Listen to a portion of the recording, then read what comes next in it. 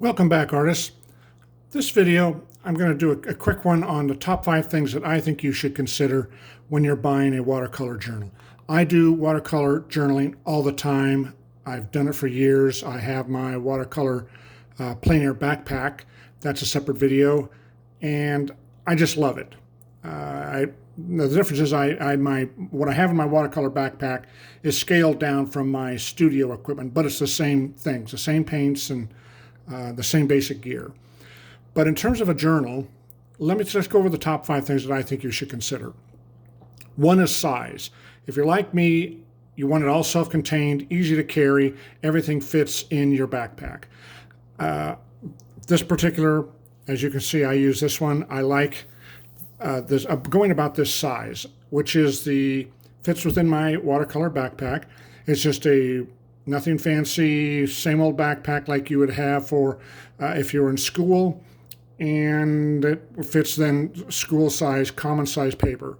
In this case, it's 9 by 12, as you can see, 8.5 by 11, or 8 by 10 is also good. I would encourage you to work a little larger.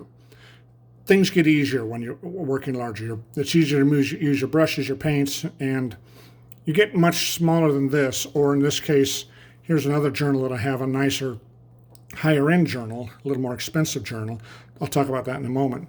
But when you're working, you want to work large, and it's easier.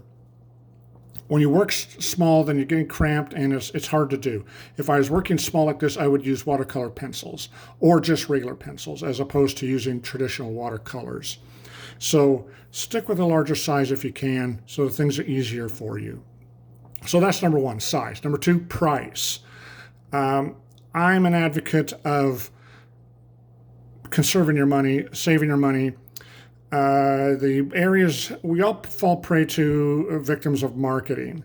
And over the years, I've been painting watercolors since 2005. And I've made a lot of errors along the way. And part of what I want to do here in my channel is to share with you some things that I've learned. The areas where you have to really look, you can usually find a substitute for almost everything. The main areas I've got you at are the paints, the paper, and the brushes. But you can save some money here and there if you're buy sales and buy bulk and watch what you're doing. But in this case, I do think you need to consider price. Don't break the bank, especially in difficult economic times.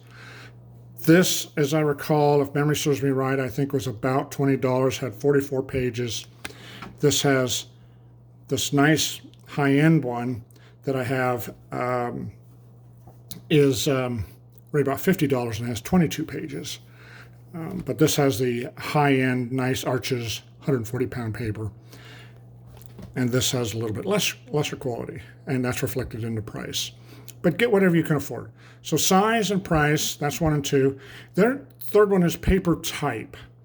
And by this I mean, especially in the United States and Canada, it needs to say that it's watercolor, not suitable for water, not something that's fuzzy, like suitable for water media or all types of water media. If you want to use it for watercolor, it needs to say watercolor on the cover here. That gives you better paper that will work and hold with the watercolor. The others, and this took me a long time to figure this out, that you needed to have this in here. It deteriorates. There's no cotton at all in the paper, and it just deteriorates. And it's really frustrating. It's hard to work with, and just avoid it altogether. I find just use watercolor, and then you can use it for anything you want. Pens, pencils, watercolor paper, or watercolor paints, or watercolor pencils. They all work fine. So there we go. Size, price, type. Fine. The fourth one, watercolor weight. This says 140 pound. That's a standard size weight. Another one is 300 pound. You can go less than 140 pound, like maybe a 90 or 120 or 110. I would suggest you stay with 140 pound. This is a standard weight. It's just what the industry has. And this is common to use, and then it'll feel more natural to you if you're using a little bit bigger piece in your home studio. So finally, the fifth, that's the four: the size, price, type, weight, and finally, get it spiral bound. That way it keeps everything together. And you can just flip through your journal and flip it over one page, first page, second page, and then treat it just like however you want. It's your journal. You do what you want with it. Some people like to write in it and make little comments and all of that. That's perfectly fine. I usually don't. I normally just treat it as a small piece of fine art or something that might be comical or whimsical, something like that. Whatever strikes my fancy if I'm talking to friends online or talking to someone. But I do things like drawings here. Here's some more. I know I've got the shadows going on here. Sorry about that.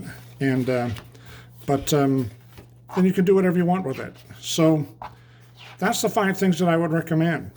And like I said, if you can afford it, these higher-end journals, I get these custom-made ones for my friend Becky Fields.